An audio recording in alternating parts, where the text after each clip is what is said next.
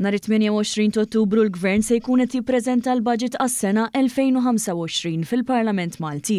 Dan tħabbar f'kummenti li tal-Prim Ministru Roberta Bela waqt li jinsab fi New York għad-79 sessjoni tal-Assembleja Ġenerali tal-Ġnus Magħquda. Il-Prim Ministru Roberta Bela qal il-budget tas-sena d-dieħla jara tkomplija tal-implementazzjoni tal-programm b'saħħtu ta' ħidma tal-Gvern fejn se jkompli jwieżel lill-familji u n-negozji filwaqt li jindirizza prioritajiet ġodda. Dr. Bela qal il-budget se jkun qed jorbot l-inċentivi fiskali mal-5 prioritajiet li trid tiġi ridirezzjonata l-ekonomija fihom.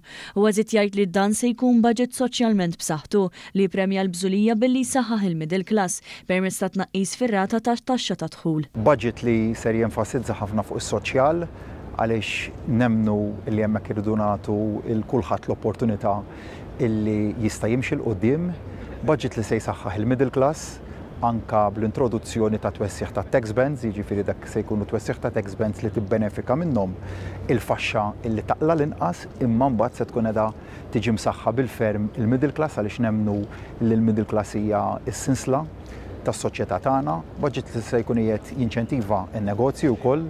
Il-Prim Ministru Roberta Bela qal il-prinċipju ewlieni tal-kwalità tal-ħajja huwa s-sisien tal-budget li ġej fejn il-Gvern irid jinċentiva, jissussidja u joffri dħul aħjar għall-familji. Iżda dak kollu ta' benefiċċju għan-nies irid jitgawda min-nies fit-tranquillità. Dr. Bela nnota l-eżerċizzju ta' konsultazzjoni mal-imsieħba soċjali u n-nies mill-Gvern. Qal dan id-dialogu soċjali hu importanti fit-tfassil tal-budget li bih il-Gvern ikompli joffri direzzjoni għal-futur.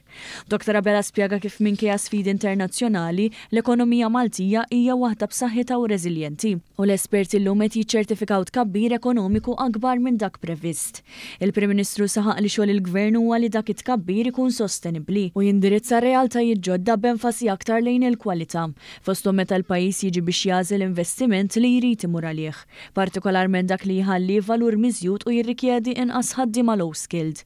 Roberta Bela spjega wkoll kif oqsma bħall-ambjent, l-infrastruttura, s-saħħa u l-edukazzjoni se jibqgħu kruċjali fl-investiment kapitali li se jkun qed jagħmel il-Gvern fil-budget li ġej. Dan filwaqt li l-qagħda fiskali se tkompli tissaħħaħ b'investiment għaqli u immirat.